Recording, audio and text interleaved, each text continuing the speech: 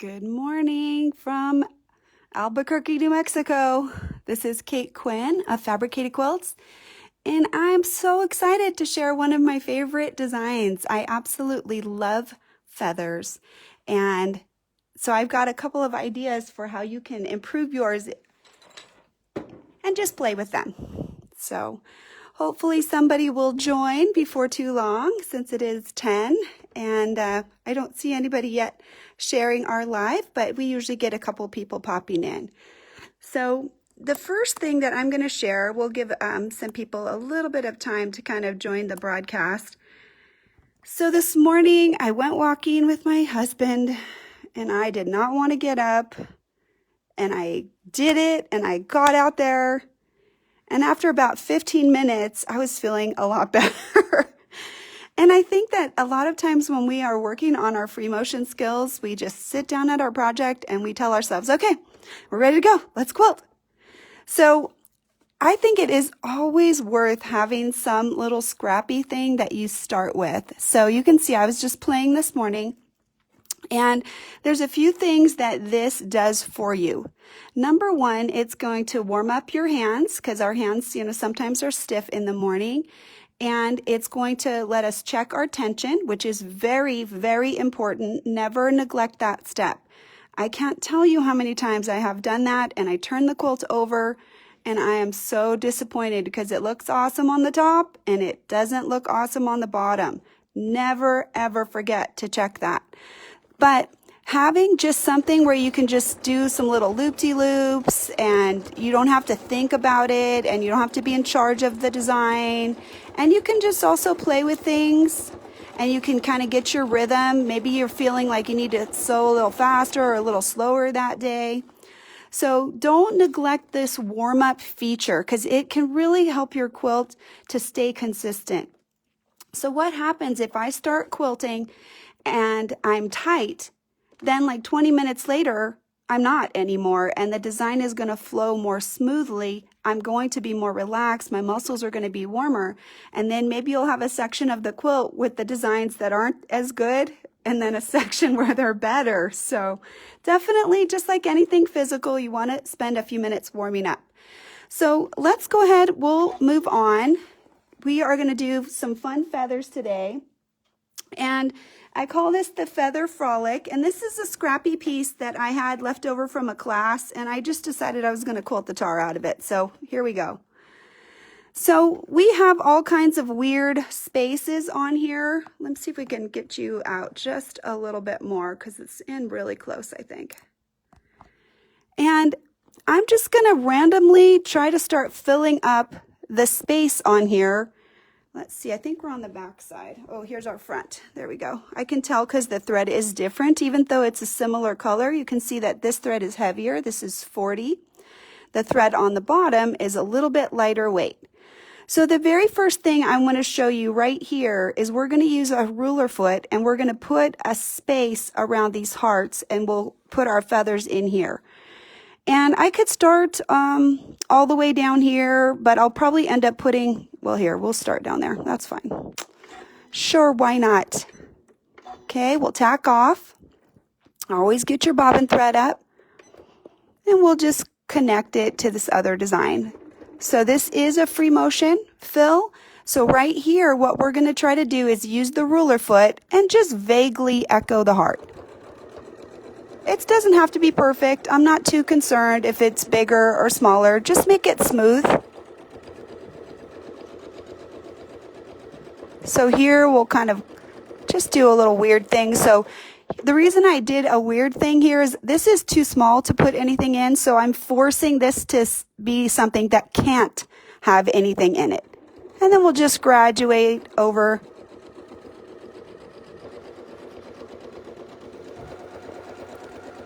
And it's not perfect, and I don't want it to be either. It's okay. I want it to be me. All right, so what we'll do, let's finish that part of it up here. And here we'll just go into a curve, a little spiral, and we're just going to follow it back out a little bit. So I used the ruler foot, and I just made a little curl. Any kind of this shape is a great start for a feather. And by coming back halfway, so let me see if I can show you what I mean by halfway. This is the half circle from where the needle is and cutting across. That's a half circle. And this is a good mimic shape for us to start our feather. So from there, we're just going to go up, and I've got plenty of space to fill, but we're only trying to make little vignettes. We're doing about 3 lobes. So this is a classic lobe, and here I'm just going to put a different lobe in here. And I won't connect it all the way back because we're not trying to make this the spine. So I'm just going to come up and we'll make something here, but I'm going to connect up here. Okay? So we'll go out, not touching. A little U shape. And we'll come back. Okay? So there's my little vignette right there. Okay? And now I can just start doing maybe some circles. You can use any fill here that you want. Doesn't have to be circles. It could be anything. Could be like a little curl, some more pebbles, anything to sort of set the design apart.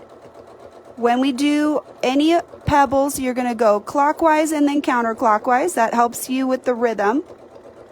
So now we'll put a little one in here.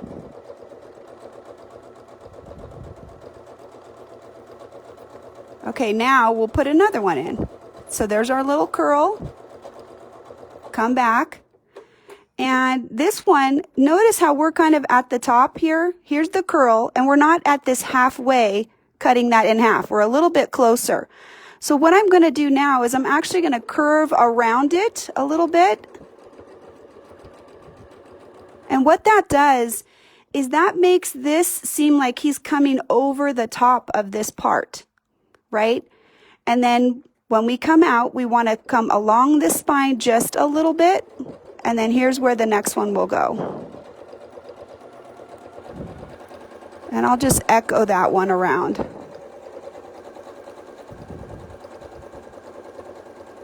And we'll start making some pebbles.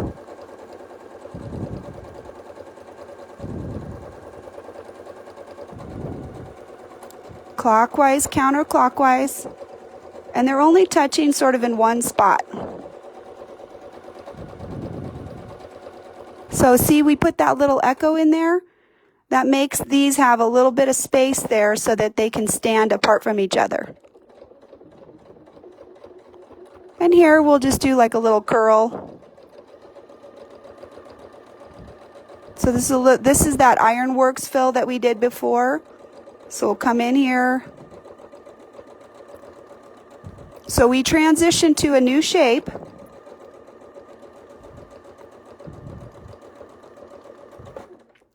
And that just makes for a little different visual interest. You know, they don't all have to be the same. And we could just do 1 or 2 of those. So what we'll do here is, let's make like a little shell. So what we'll do is we'll come out, and instead of making a curl for the start of our feather, we can just make a little curvy shape, and we'll come back and we'll fill it. So here, this kind of a weird shape now is our feather. So let's just come back a little bit. We always want to come back because this is now, we're going to curve around right here. So let me get a pen so I can kind of show you what I mean. So we just did this little curve, and we have kind of an echo like that, right? If I make my feather from there, see how that doesn't look so good? But if I have my little curvy shape that we just made, and I travel back, then that becomes the feather. We need this dip right here to define this part of the shape. So I don't want to come from that point. So I can come back just a few stitches, and that right there will make the difference to being able to make that shape pretty. So there's another one. And there's another one. Now here we'll just put some little veining in there. You can just go slowly. The ruler can help center you.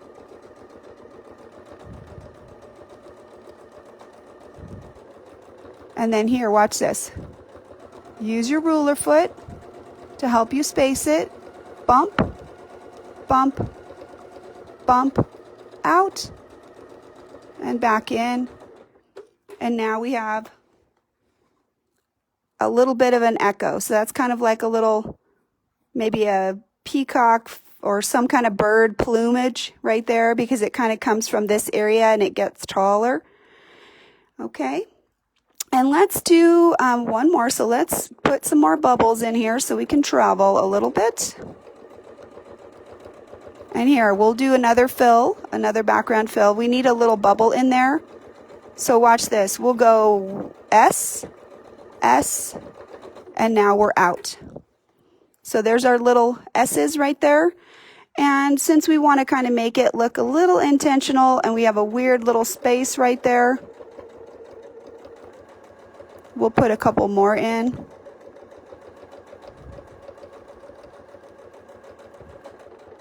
And we'll go S, S, and then we'll travel out this way. Okay, and then we got those little, you know, yin and yang circles. And then if we're doing where we just want to kind of connect, we can just put a wavy line. And there's your first feather.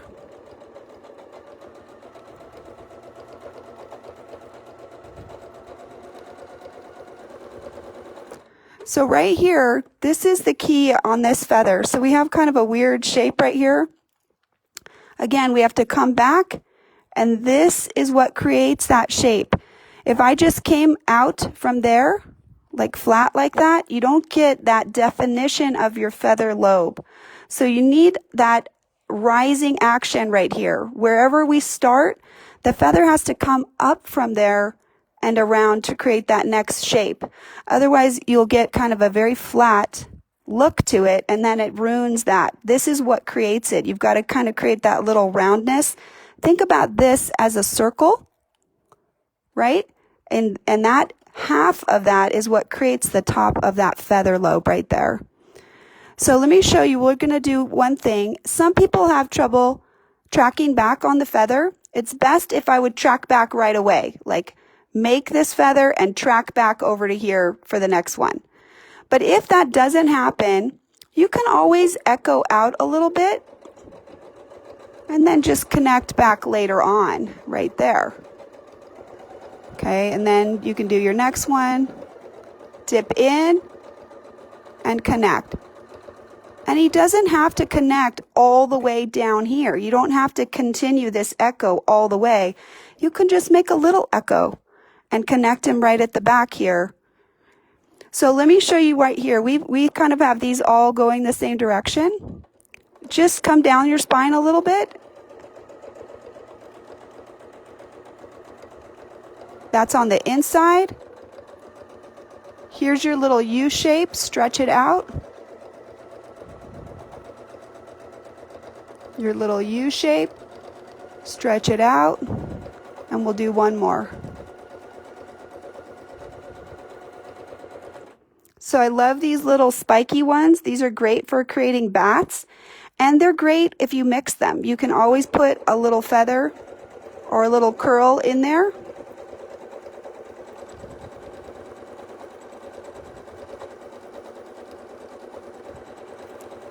So they don't have to be so super regular. You can make them a little crazy. So the ones we've concentrated on today, this is here, and you want to push this away. So if I kept it right here, you're not going to get that nice little pointy right there. And then just round this back. We've done the feather from the curl, where you come out of the curl. And then this is kind of where you don't have to track back. So you can either bring it all the way down to the bottom or just a little bit far. You don't have to go all the way. And if you ever want to just finish an echo, then we can just use the ruler foot.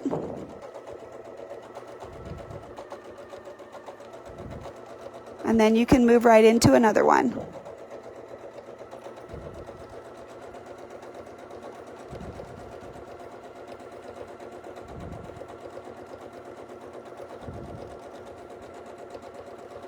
And it doesn't have to come all the way down either. We can stretch that spine. So here we'll put one more of those little bat feathers, stretch him out.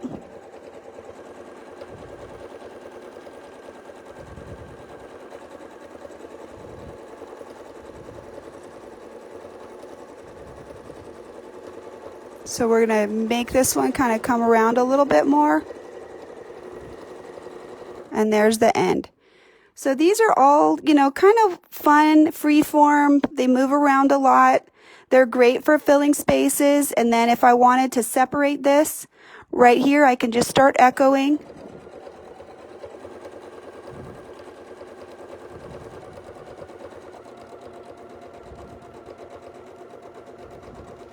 And then I can start putting fill in there. Having this little echo makes sure that your fills don't crowd right up to your feather. This helps with definition right here. So I like to do that. I always like to do some kind of spacing between designs. And the ruler foot is really, really good for that. So let's see. I know, but see, I do too. I struggle going the opposite way. Like I can always do the left side. It's the right side that I have trouble with for some reason.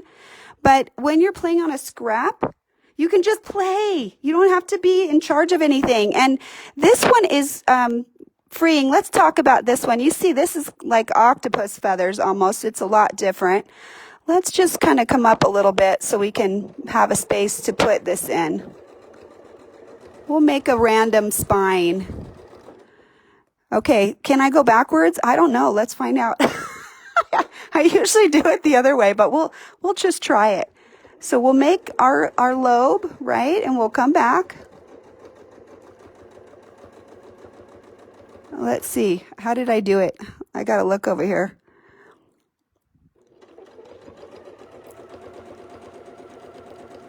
So come over the top. Curve. Don't touch.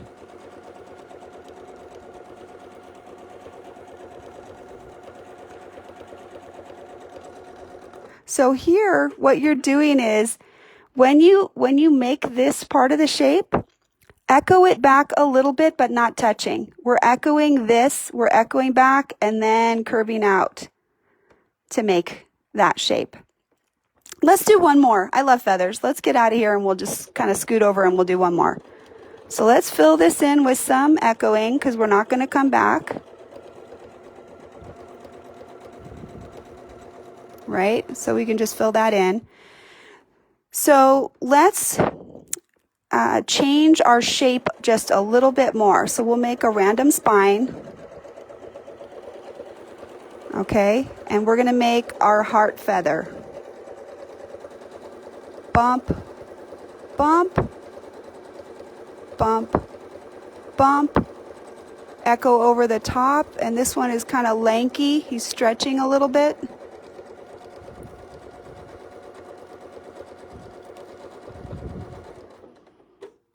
So there's another little crazy one. I think hearts are a little hard. You can see I don't like this one as well.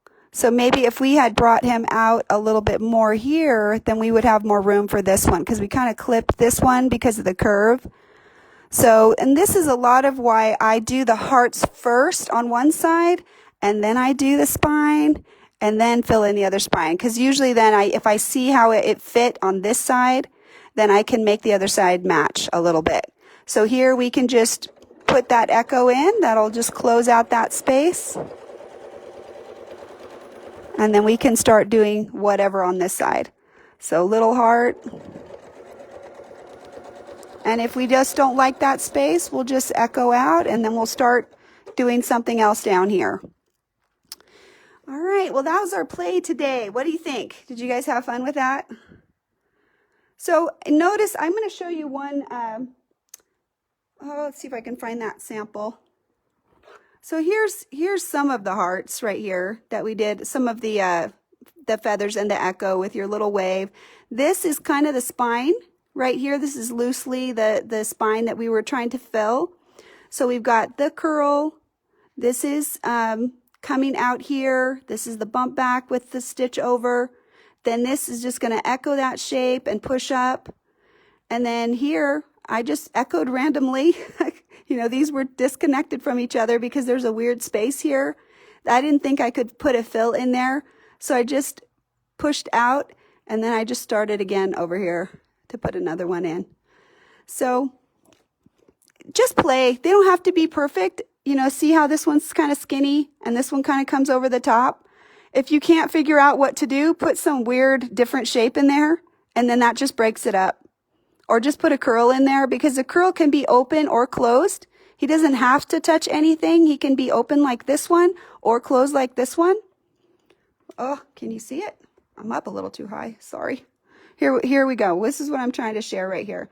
So with the curl, if you can't think what comes next, you can always put a curl, because a curl can be open, not connected to anything, or it can be connected right into whatever you had that went before, whether it's this or this. A curl can stand alone and he can echo over the top or not. So if you can't think what to do, just put a curl in, and that'll like reset your shape, because this shape is easy to curl. And when you come back out, that's your feather spine for the next one right there. So then you could just jump right into the next one. So here, notice that we're echoing that. We echo this line. So echo, push your U out. And this is kind of flat. That's one style. Or you can make this one deeper like that, and that's going to give a little bit of a curvier shape to it right there. So let me show you. I'll just recap really quickly. Let's pull this up. So we did quite a few different shapes today. And I'm just going to put the shapes right next to each other so you can kind of see what they look like. All right. We'll put them kind of out here, kind of as a spine, so you can use this as a visual reference. Okay, so the first one is the curve it in, and travel on the line, usually to about your half circle. So usually coming back to about there. And then you would start your next one. Okay, then we also did our traditional, right? And then this one, usually I do one travel and then bump over like that, travel, bump over, and the next one. And then we did the little bat feather, I guess you could call it. This one usually doesn't touch this part. He's going to echo to some distance here, and I like to push out. If this is the distance here, this one needs to go some distance further away from the spine, and then just echo him back like that. He's kind of echoing this line, but maybe a little rounder. And then you can also do this one where you have more of a curve. So that's kind of flat. You could literally come in and make it much rounder and echo back. So 1, 2, 3, 4. And then the other one we did is, if you make the regular feather shape here and you're not comfortable echoing back, this is just the slightest echo, and connect it. Don't come all the way down, because the hooked on feathers is like you do a feather and then you hook all the way back to here, but then you're at the same travel spot. Whereas if we do this one, we can connect it, travel down, and then make the next feather. So then you get a little more travel out of this one than you do out of this one. But those are two different options there. Let's see, were there any more? Oh, and just the concept of one coming up over the top. So if this is the feather right here, let's get you in a little bit closer. Okay, let's say that was the feather we just made right here. We want to maybe, this is starting to go this direction. You see how the feather's kind of starting to curve that way, but we want to fill this space over here. So you can travel up a little bit, and then you could just make one that kind of comes over the top. And the key is giving you that little dip right there. That's what makes this lobe have its definition, because there's the circle right there. So you got to make sure he dips in. Like if he just came way out to here, then that interferes with all of this. This looks kind of choppy right there. So this is going to look better. Then you can travel back to that half And here's that next one. And now all of a sudden we're back filling this space over here. Okay, and then he just looks like he kind of comes over, which is kind of cool. So here, I'll erase this so you can kind of see how it looks, because we messed it up. Right? See, I like how he kind of comes over the top of this one, and then that brings us back. And this would be a great place to echo too. If we were kind of on the edge here, this would be good to echo right there. Here, come out enough that you can echo in the dip. And that would be fun. Okay, you guys. Let me see if we have any questions really quick. Hi, Jeannie. Hi, Nana. Hi, Patsy. Hi, Linda Martindale. Hi, Sheila. Hi, Noel Fisher. Okay, so if I'm a great teacher, you guys, here's the challenge. If you guys send me your pictures, either through Messenger or through Facebook, I'd love to post little samples of what you tried. And if we can get, maybe 50 people, 25 people to try something and send in their picture, we'll have a little gallery and we'll draw a random winner for a prize. How about that? So we'll do that. I'll give you 2 weeks. So today is, I don't know what day today is. I never know what day it is. Not next Friday, but the Friday after. If you post a feather vignette, we'll start with that. We'll do feather vignettes. So we want to see something that kind of explores some of the feathers. So we did one other feather free motion video in addition to this one.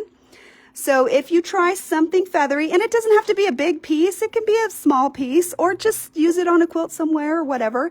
But if you send me a piece of what you tried, and if you learned something, if you add a comment, that would be cool too, just because I'd love to see what your experience was, but I'm not judging you.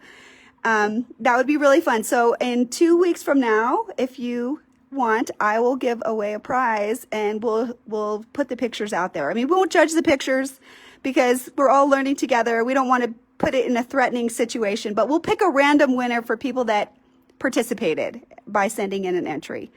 So, okay, well, great. Have a wonderful day. Play, play, play. I don't care how this looks. I know there's all kinds of weird lines going everywhere and there's weird stuff happening. I'm just going to quilt the tar out of it and make a bag or something, or make a random quilt that I put all these pieces together. So what I did for my practice is I bought a whole bolt of this raspberry fabric, and I'm just going to use the same thread, this gray isocord thread, to quilt the whole thing. And then I'm just going to randomly cut them and piece them all together to make something at the end so that it's not something trash. So it'll be random, but it'll be fun. So anyway, great. I hope you guys have a wonderful, happy quilting day. And on Sunday, we are going to be exploring the Persian tile ruler template. So I haven't ever shown anything with that before, and I'm really excited. So I hope you'll join me on the So Steady Facebook group at 3 o'clock Mountain Time for us to explore that template if you're interested. Have a wonderful day, guys. I'll answer any questions. If you have any, you can always add them in the comments. I check them afterwards, and I'll try to make sure I answer any questions. So if you have a burning question, you can send it now, and I'll try and answer it right now. But otherwise, I'm going to say goodbye. October 9th. Thank you, Sheila. I'll take that. Oh, October 9th, I'm working in Oklahoma. It'll have to be the week after. So you have 3 weeks to create something cool, because I'll be available the week after. October 9th, I'm actually teaching at a show, and maybe we'll broadcast from the show if we can, but we may not be able to. So, alrighty. Thanks, you guys, for making me part of your day. You make my day better too. I so appreciate you.